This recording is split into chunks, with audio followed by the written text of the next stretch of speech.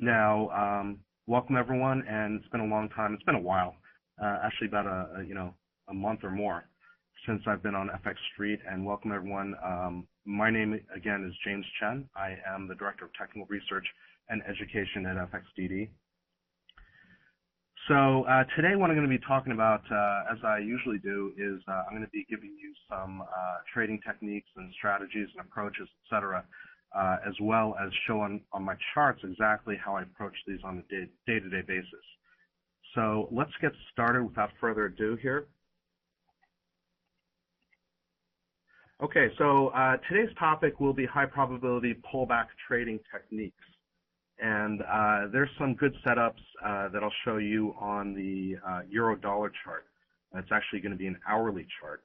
Actually, one may be setting up as we speak, but I will give you all the background on, this way that I trade, and this is one of the primary methods or approaches in which I tackle or approach trading in the forex market. So let's get started with that real quick. If you have any questions, please feel free to type them into the hotcom window. Before we get started, as always, just a quick disclaimer: foreign exchange trading carries a high level of risk that may not be suitable for all investors. Do not invest money that you cannot afford to lose. Educate yourself on the risks associated with foreign exchange trading, and seek advice from an independent financial or tax advisor if you have any questions. Just going to leave that up for a couple seconds, and then we'll move forward.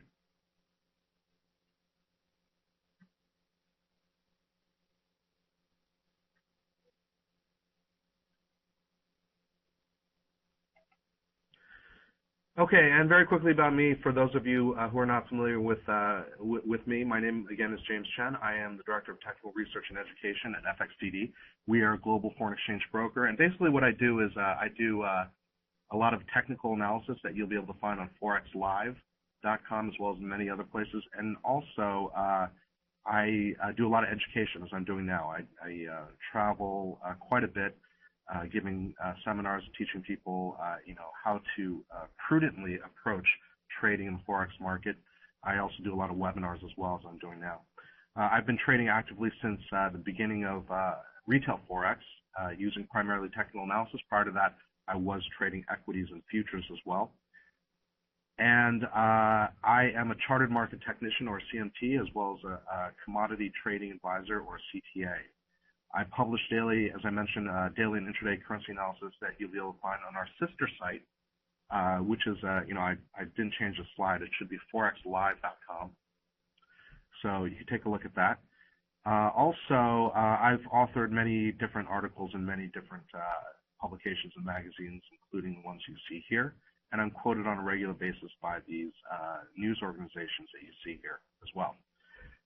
I am the author of two books. One is Essentials of Foreign Exchange Trading, and the other is Essentials of Technical Analysis for Financial Markets, both of which were published by John Wiley & Sons in the past couple of years. And I also have a DVD set with FX Street that I did in 2010, a couple of years ago, called High Probability Trend Following in the Forex Market. And from that title, you'll probably know that I am primarily a trend follower. So, and that's what we're going to talk about today. So let's move on real quick. Now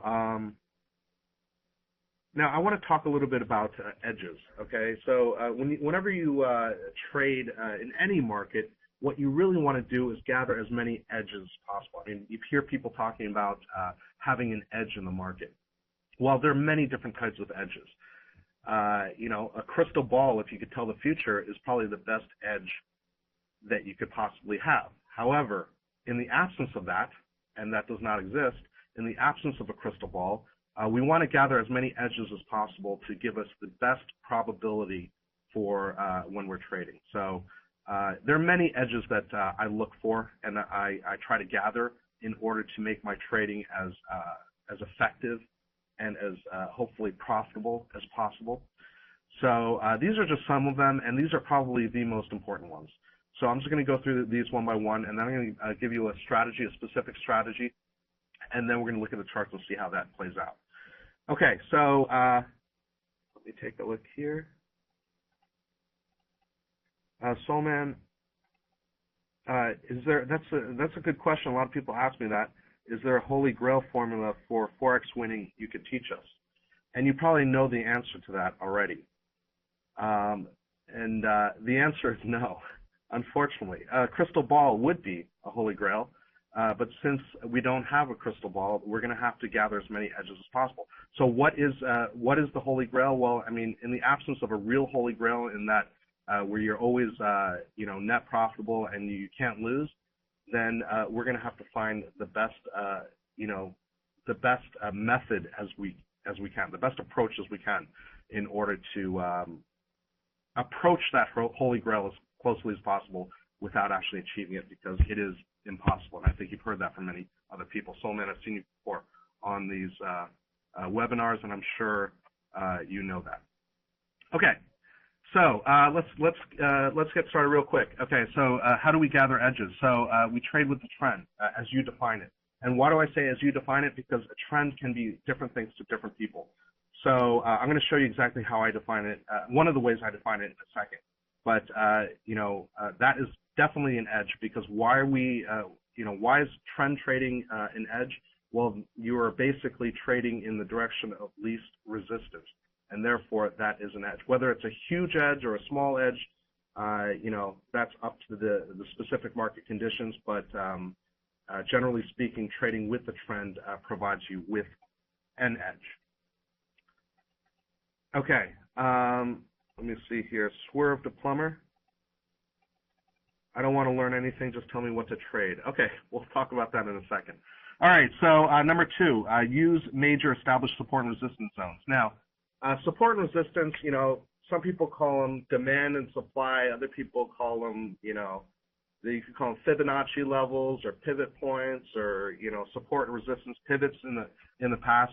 Well, support and resistance zones are extremely important in that they show you, because the markets are all made up of traders, big and small.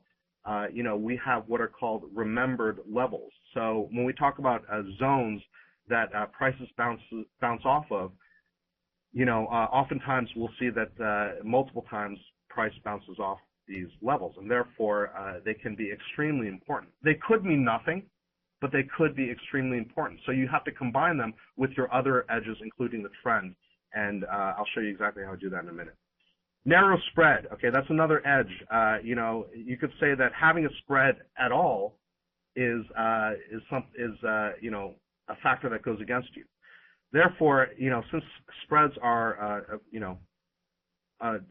they're a fact of trading, what we want to do is try to find the narrowest spreads as possible. And therefore, what I like to do is I like to trade the majors only, and specifically Euro-dollar usually has the narrowest spread out there, so that's another edge in our favor, especially if we're trading in a shorter term basis.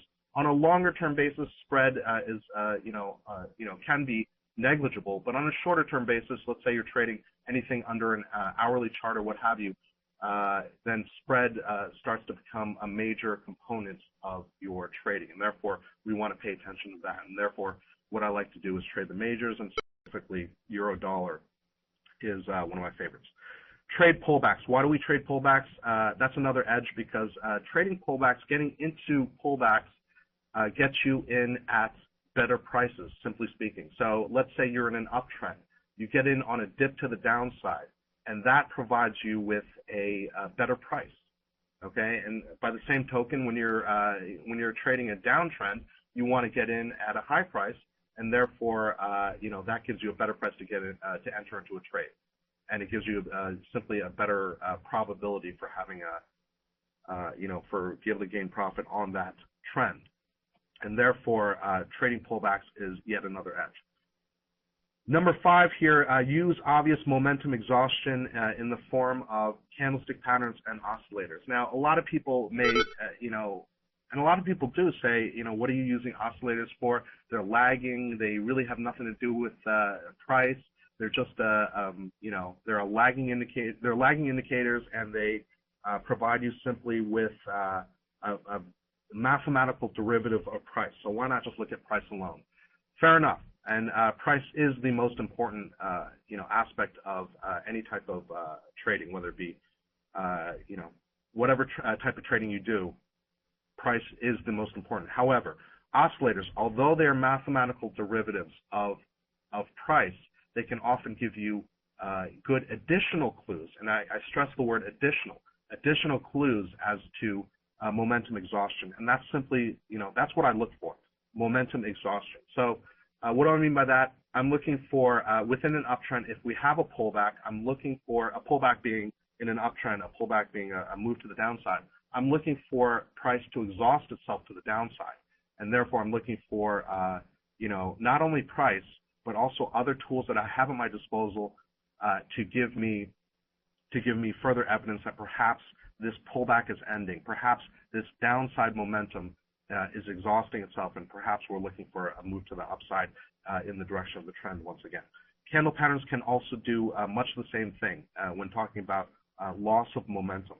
So you talk about pin bars, Pinocchio bars, or you could call them hammers or shooting stars or whatever you want to call them.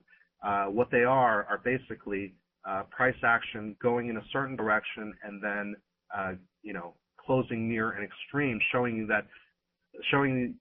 that price action tried, or the market tried to move in a certain direction, but ultimately failed and ultimately was rejected. And especially if this occurs near support or resistance levels, that can be a very, very strong indicator that you use in addition to your other indications. Okay, so use obvious momentum exhaustion, candle patterns, oscillators, and the like.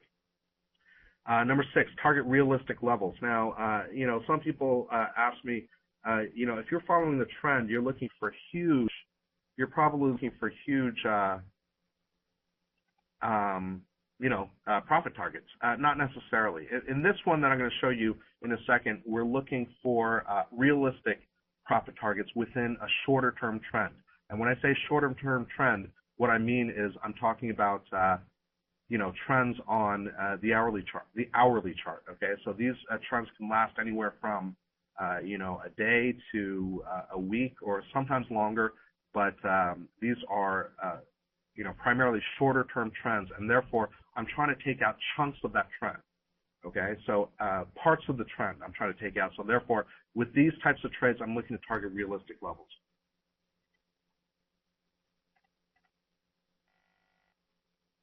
Okay, Manoj, hi James. Do you not find that most pairs most of the time are not trending?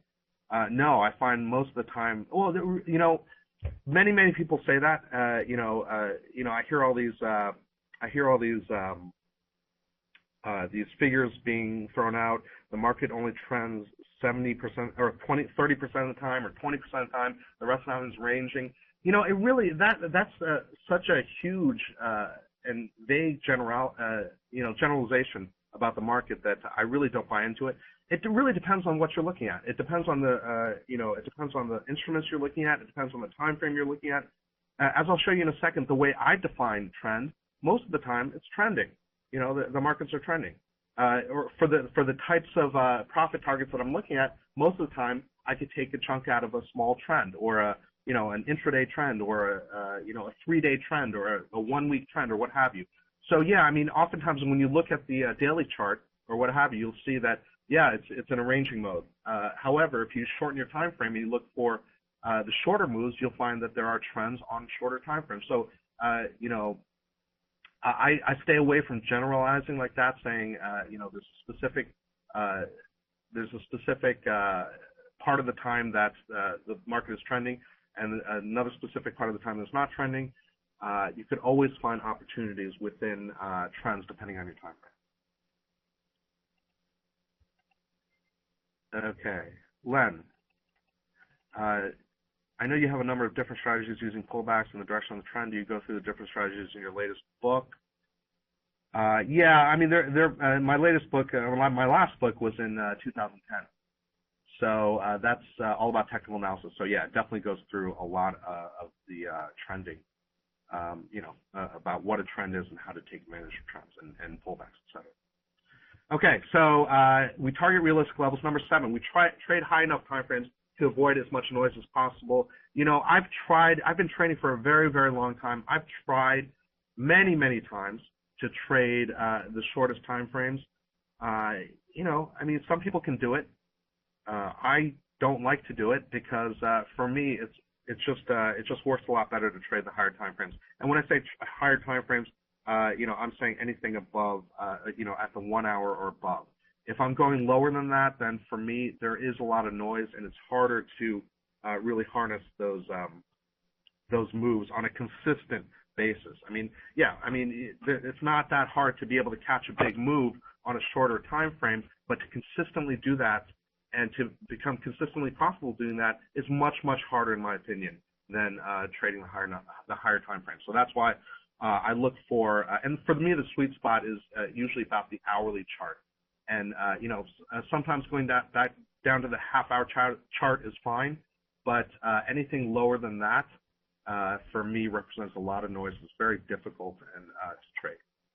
Okay, so avoid major news as a technical. If you're a news trader, then obviously you're not going to avoid the major news. But if you're a technical trader, then basically technicals go out the window when the news comes on. So not a great idea if you're a technical trader, to be trading during news or shortly before or after the news. Give your trade some room to breathe. Okay, now the biggest problem, if you're trading in any type of market, one of the biggest problems is timing. How do you get into the trade at the right time? So let's say you're playing a pullback. A pullback occurs, and how do you know that you got in at the bottom of the pullback or at the top of the pullback if it's a rally? Well, it's very hard to know that, but you want to have all the edges coming together to help you in your decision. But in terms of the exact timing of it, sometimes it can be hard. Therefore, when I say give your trade some room to breathe, what I mean is that you don't want to get into a trade and have an extremely tight stop loss, and more often than not, you're probably going to get stopped out of your trades. So therefore, give some room to breathe, but at the same time, you also have to pay attention to risk-reward ratio, and I'll talk about that in a second. Okay, what time frame, Boyke, what time frame do you look for the trend? Usually I look for the trend on the daily chart, but I'm going to show you, if you've heard of my, multiple time frame strategy or any of the other strategies that I use, a lot of times I'll look at the higher time frame and then drill down, look at the higher time frame for the trend and then drill down and look for entries. In this particular one I'm going to show you now, it's going to be staying on one chart, and that's going to be the hourly chart. So I'm going to show you that right now. Okay. So this is a discretionary technical trading strategy.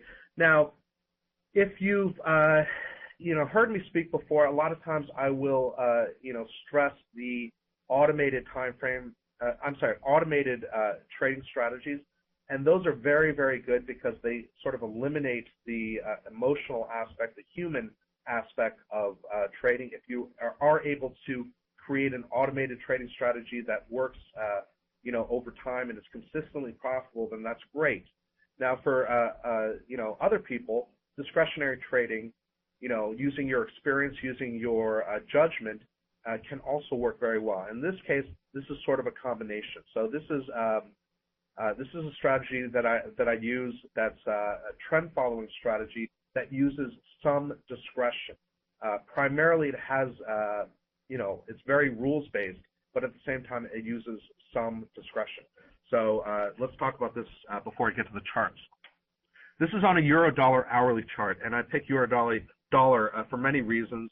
One of which that it often tends to trend well on a shorter time frame basis, as well as it has the most narrow spread wherever you trade. Okay, now number one, we want to have a risk-reward at least 1-to-1. Okay, now you'll know that I often talk about having a 2-to-1 or 3-to-1 or a higher, a higher reward to risk ratio. In this case, I'm looking to take something out of the market. I'm looking to have a high win ratio. Okay, so it's always a balance. If you have a high reward to risk ratio, you're necessarily going to have a lower win ratio. If you have a lower reward to risk ratio, like you see here, a 1-to-1, then you're probably, as long as you have a good strategy, you're probably going to have a higher win ratio than if you had a higher reward to risk ratio. Okay, so it's always a balance there. Now, this type of strategy is, has a significantly high win ratio, and therefore I could keep it, the reward to risk ratio at around 1-to-1. I would not go lower to 1-to-1, meaning I would not lower than 1-to-1, meaning I would not make my risk larger than my reward.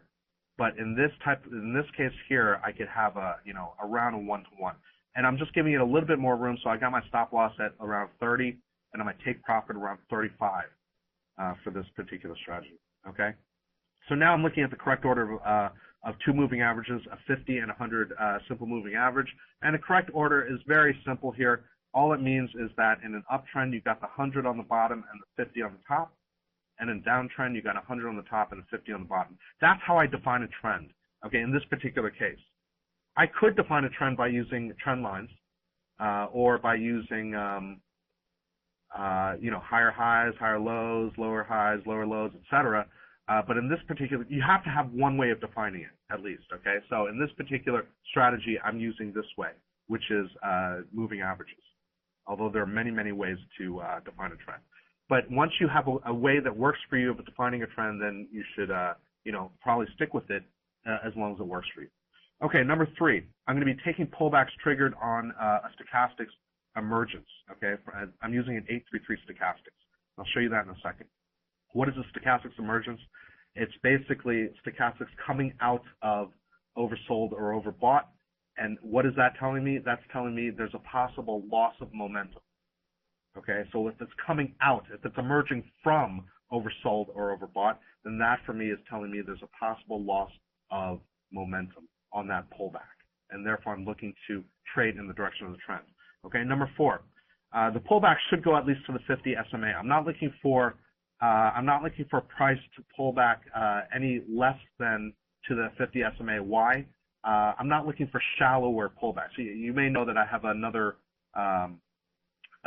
strategy called the deep pullback strategy. There I'm looking for very deep pullbacks. In this case, though, I'm not looking for as deep pullbacks, but I don't want to be playing those very shallow pullbacks because for me, you get a better risk-reward ratio. You get it's a higher probability trade if you have a deeper pullback, provided it does not turn into a reversal. Now, I will disregard the pullback if price overshoots the 100 moving average by too much, and that's a discretionary aspect of it. I'll show you too much, quote unquote, too much on the charts in a second. Number 6, at the trigger, when the trade is triggered, the 100 SMA, the long-term moving average, should not be moving in the opposite direction. Okay, so we have a pullback to the downside. Let's say we have an uptrend. We have a pullback to the downside, and then we have the pullback exhausting itself, and then we go long when the pullback exhausts itself. At that point, when we're deciding whether or not to go long, I do not want the 100 moving average to be going to the downside. Okay, and that's just another way for me to filter out the potentially bad trades. And this is basically what I'm doing. I'm looking to filter out the potentially bad trades, and I'm looking for a high win ratio. I'm not necessarily looking for a lot of trades. I'm looking for the highest win ratio I could get. Okay, I'm giving you some rules here. You could certainly add some other rules if you'd like.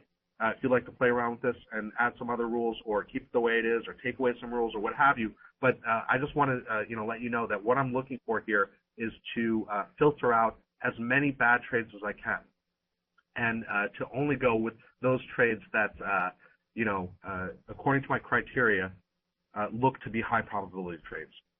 Okay, so we don't want the 100 moving average to be going in opposite direction. Number 7, we want support and resistance to reinforce our pullback decision. I'll show you exactly how that works on a chart in 1 second. And then how do we get into the trade? Well, we take a momentum break as an entry trigger. So what is a momentum break? It's simply when you see the trigger occur, okay, you want to get in on a breakout. Because why you want to get in on a breakout? Because the breakout is showing you that the very short-term momentum on that one candle is showing you that perhaps this momentum is going in your direction. It's just another criterion that's showing you that price may be going in your direction, and therefore you probably have this direction correct. Okay, so these are my for this particular strategy, these are my criteria. Okay, let's go to the charts real quick, and I'll come back to that in case you didn't get it. If you want the what do you call it, 1 second here.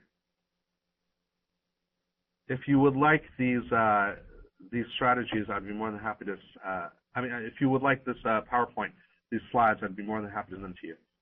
Okay, so let's go ahead and. Okay. So here's my chart. This is a current chart of euro dollar. Now, what am I looking at here? Well, I've got some key support right here around 125.50. Okay, so I'm just going to go backwards in time. Okay, so right now is a current chart. We saw this move to the upside. According to my charts here, and according to my way of defining the trend at this point, we've got a correct order moving averages. Let me just go back in time for, I think it was you, Manoj, who asked, do you find that most pairs most of the time are not trending? Well, if you take a look at my hourly chart of euro dollar here, you could see that, yeah, I mean, generally speaking, euro dollar is sort of rangy. But then again, you take a look at this, and according to my criteria, you know, we're seeing some good trends, you know, here to the downside and then here most recently to the upside. This is according to my criteria, okay? Here we have a trend to the upside. You know, over here we have a trend to the upside. So there can be trends that you could take advantage of, even though, you know, generally speaking, if a market is an arranging environment, at the same time you could find many different shorter term trends that you could take advantage of. Okay, so if you take a look back in time, you know, you have very good trending, shorter term trending environments that you can take advantage of. Okay, so let's get back here. Now, again, my way of defining, in this particular strategy, my way of defining the trend would be the moving averages, two moving averages in correct order. So if you, you know, if you take a slice of time here, from here to here, okay, is a downward trend. Now, if you take a look here, yeah, this moved up to the upside during this so-called trend here that we have, this downside trend. So this is correct order with the 100 period on top and the 50 period on the bottom. You know, so how am I defining it? I'm only taking trades to the downside within this area right here. Okay. Now you say this moved up to the long side up here. I have my filters in place to not get me into trades on this type of move that is ending this short-term downtrend right here. Okay, if that makes sense. So I have once again within this correct order moving averages with the 100 period on top and the 50 period on the bottom. This is for me is a correct order for a downtrend, and therefore I will only be looking for short trends during this time. Even during this time over here, I'm only looking for short trends. However, this move to the upside negated any short positions. Okay, and I'll show you how in a second. Okay, so we have this. Well, first of all, I'm going to move backwards here. Any square in blue is a trade that was taken according to the strategy. Any square in black was a trade that you know, that could have been taken, but was not because the filters negated those specific trades. Okay, so in this specific case right here, we have a situation where we have the long-term moving average on the bottom and the short-term moving average on top. So this on the euro-dollar hourly chart is showing me somewhat of an uptrend. Okay, so this is a possibility for getting into a trade. Okay, now what are my other filters? Well, first of all, I'm looking for momentum to the downside and this pullback to the downside to exhaust itself. And what am I looking for here? If you could take a look here on the stochastics, 833, I'm looking for a cross to the upside above oversold, and that will give me some indication. Again, I'm not a stochastics trader. I'm not going to trade on stochastics alone, but that's giving me some indication that perhaps we're seeing some momentum loss on this down move. And if that happens right around the 125.55 area or so, 125.50 area or so, that is strong support. If you could take a look here, also back in time. Okay, 125.50, right here. Okay, strong support. Now, if that occurs right around this support resistance zone right here, that for me, and then there's a cross above on the stochastics, and it also reached the 100-period the 50-period simple moving average, which is one of my criteria, then I'm looking for a possibility for a move to the upside on this pullback, the potential end of this pullback. I'm just looking for around 30-35 pips on this particular trade. So if this occurs, it has not occurred yet. If this occurs, then I might be looking to get into a trade if all of my criteria line up. Okay. So that's a possibility. This is a nice trade. And let me show you some other trades here. Now, why is this particular one in black, which means that that trade was not taken? Well, if you remember, this right here. Let me take a look here. Okay, so I don't want price to go too far beyond the moving average.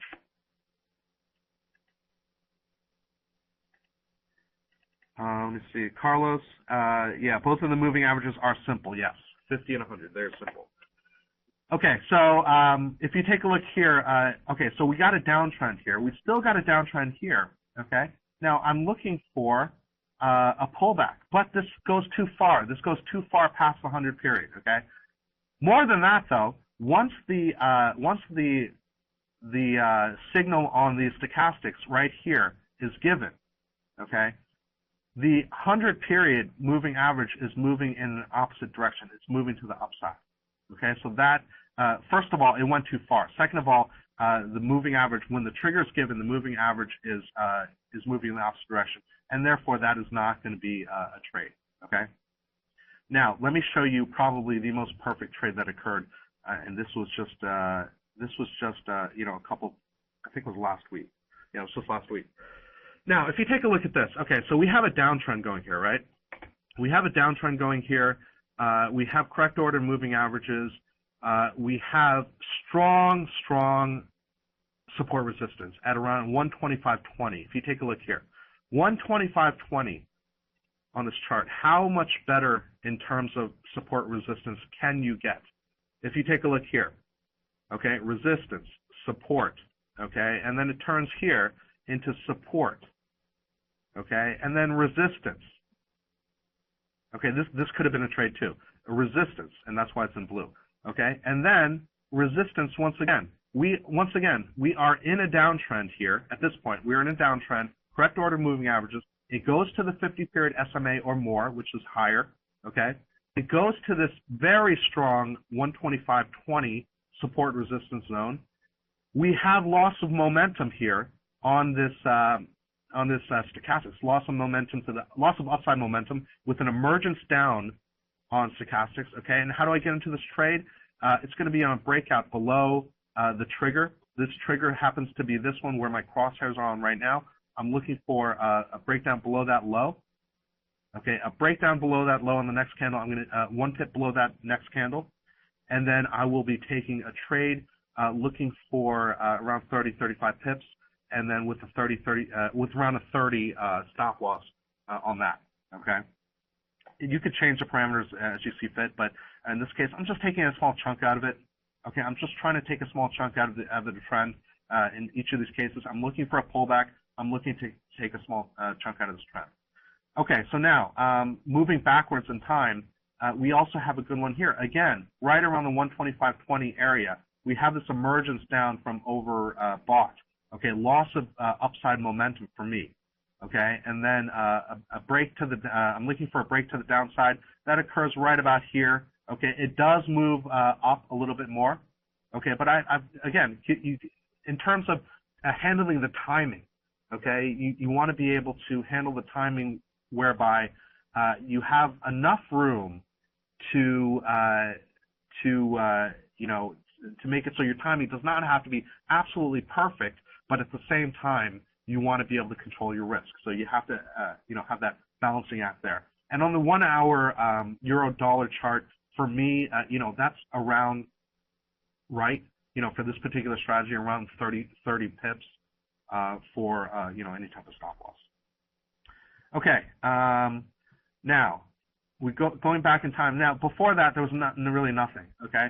Because nothing really went to the 50 period moving average. Also, we don't have any of this stochastics going into overbought, etc.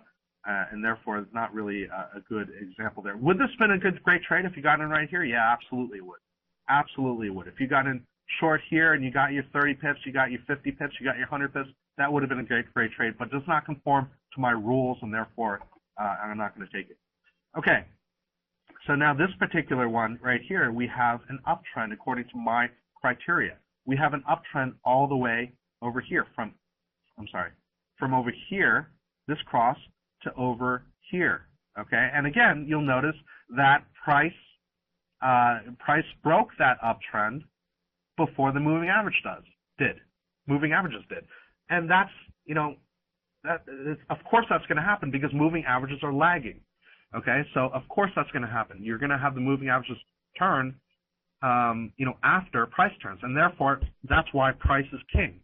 But moving averages can help in providing you some definition. Okay, so now here we take a look here. Why is this square in black? Why is this not taking? Well, first of all, it is, it's too far from the 100 period, and that for me can represent, reversal mode. Okay, so this occurs too far. This pullback occurs, this pullback right here. Okay, right here. You see this pullback, this move up from oversold. This pullback occurs too far from the 100 period moving average. So if you take a look here, this is a good candlestick right here. This sort of a hammer candle right here is a good candlestick, but it occurs too far from the moving average, and therefore that for me is no longer an uptrend. So that was not taken. That's why it's in black. Okay, and sometimes what it'll do is it will turn back and move to the upside, but I'm not going to take it anyway because it didn't fulfill my criteria. Okay, so now as we move further back, I just wanted to show you one thing. When I talk about patterns, you'll see right here. This is a pretty good pattern here. This is what we call, what you could call a pin bar. You could call it a hammer candle.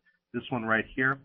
Although this is going to the upside, so I'm not going to be trading in this downtrend. But this is the type of thing I might be looking for, besides looking for the oscillators to show, the exhaustion in momentum. Okay, let's take a look at that. Is the box generated by the chart, Jack? No, I just drew those boxes just to show you. I'm sure you could find some way to generate a box, using an EA or what have you. But, in this particular case, I was just drawing them. Okay, so what do we have here? Okay, so moving back in time, we have an uptrend here. Okay, so this uptrend it's moving up, correct order moving averages. Okay, it pulls back. It was a nice deep pullback. It goes to a nice support level. Okay, once again, support right here, 125.50, same one as occurred right here, just in the opposite direction. That is extremely powerful. You see right here, 125. Oh, I'm sorry, it's a different one. This one was 125.20. This one was 125.55, which was also a very strong. Support level. Okay, so we have a very strong support level right here. If it had gone down here, it might have been a good trade as well. But it went down to the 125.55. Fine. A strong support level, strong support resistance level, as we could see from, let me just put this back. We could see from the past a strong short-term support resistance level. Let me just move this up real quick. I keep moving this by accident. Okay. Okay, so we have this bounce off here. Now this bounce coincides it's an uptrend. It coincides with this loss of, after this big pullback, we have this loss of downside momentum with this cross above, the momentum cross above oversold, and for that, that was really good. And I'm looking for, and that happens to occur right near support, so I'm looking for a breakout play that occurs. It occurs rather early here. It occurs right around, let's see, that cross occurred right on this red candle where my crosshairs are on right now. Okay, a breakout above there would dictate a possible long entry into this trend after the pullback. I got my stop loss at around 30. I got my take profit at around 30, 35. and I took a nice chunk out of this. I didn't get the whole move. Yeah, you're not always going to get a huge, a large move like that, and therefore I'm taking a nice chunk out of it. As long as this win ratio is above 50%, then having a 1-to-1 ratio is okay. So at this point, I can get out there. Now, if you want to have a higher risk-reward ratio, again, you're going to have to sacrifice your win ratio, but it could work, as well. It could work just as well. So that depends on how you plan to deal with your money management. Okay, so here's another one back here, and this one is a same trend we have here. We have we have price moving to the 50-period SMA. Okay, this happens to be right around support here. It overshot support a little bit. Depending on where you put your support, right around the 126 level, key psychological level, 126 area. Okay, so that pullback came to the 126 level, overshot it a little bit by a few pips, but more importantly, it went to the 50 period or more. It went to the 50 period simple moving average. We had a cross up above, which shows some exhaustion to the down move, and then from there, that occurred right around here. I'm looking for a breakout, a momentum breakout above this candle right here. That occurs on the next candle. I got my stop loss right below. Down here, I got my take profit. This happened to gap a little bit, but I got my take profit there as well. Okay, nothing really here. Okay, now here, moving back, we have this uptrend here. Okay, does it look like an uptrend? Not really. It looks pretty messy here. It looks like sort of like a range play. But I'm using these moving averages to define it. So so this for me is defined as an uptrend, or it's slightly biased to the upside. It's slightly biased to the upside. If I could get that edge, I'll take that edge. Okay. If it's slightly biased, as opposed to being just flat, or the moving averages are crossed, or what have you, I'll take that I'll take a slight bias any day. Okay. So if I have a slight bias, that's one of my edges that I'm going to add to my trading. Okay. So now you take a look here, and very interesting here. If you take a look here, this is at the 124.40 area. Okay. So you have prior resistance here at 124.40, and then what do you see here? But this moves down and then moves up sort of violently. So it's a big move to the downside, big move to the upside, and that for me is, that is showing some strong support here, right around the 124.40 area. Okay, so that establishes or reestablishes, makes it even stronger that you have support at 124.40. Okay, and then after that occurs, okay, we have this, we still have an uptrend here, and then we have this stochastics after this big move to the downside, this big quote unquote pullback that you have to the downside. Then you have the stochastics cross up above oversold, and that occurs right on this pullback to 124.40. So if you combine these, if you put these into a confluence, of factors that you're looking for some type of a pullback, then this can be extremely powerful. So at this point, it pulls back here. We're still in an uptrend. We see this loss of momentum, evidenced by this stochastics moving up to the upside. We see this pullback losing steam to the downside, and therefore we can get into that trade, and then it goes to the upside, and you can get your profit there. Now, the next one over here, you can see over here, this is a nice candle right at support, right at support. Would you take this? You might or might not, okay? Why would you not take this? Well, the reason you might not take this is this trigger occurs right around here. When this trigger occurs, those moving averages are crossed. So if you're going to be a stickler about sticking with your criteria, then perhaps you may not take this trade. If you were not such a stickler, if you're being more discretionary about it, you could see that price moved down to around the 124.40, strong support area, okay? And despite the fact that you have a crossing of the moving averages, you have strong support there. We have a move to the upside. We have a loss of momentum on this fall, okay? And therefore, you could possibly get into this trade, but that's really up to you and how closely you follow your rules, which I would advise that you should closely follow your rules. And I think that's about all the time I have for today. One second, real quick. Boyke, so trading this way is also counter trend. Okay, very, very good question. Is this a counter trend trading? You could, if you're trading short-term, short-term time frames, okay, and you're basically saying, we got a trend down here, we got a trend here, okay, and then you're trying to catch a falling knife right here, okay. Yes, you could say that's one way to put it, but okay, I think I'm running out of time. Oh, we have time. Okay, sorry. Thanks, Maud. We do have a little bit of time. So, Boyke, to get to your question again. Oh, there are a lot of questions here.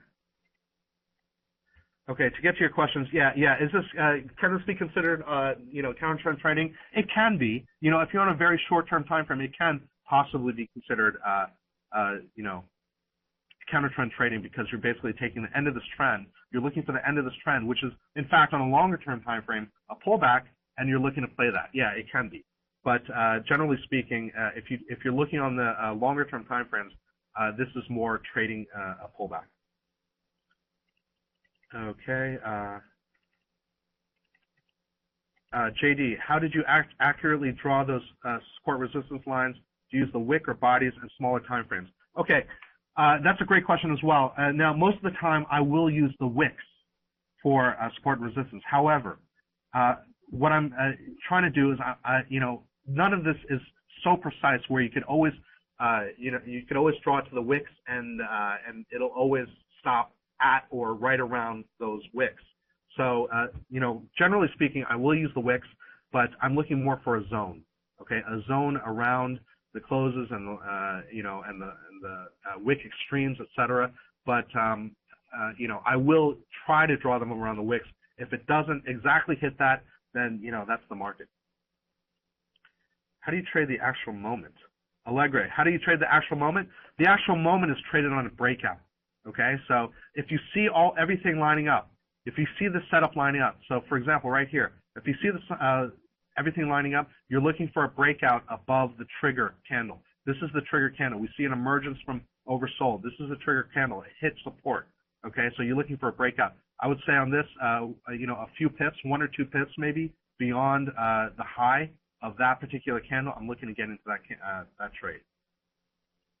Okay.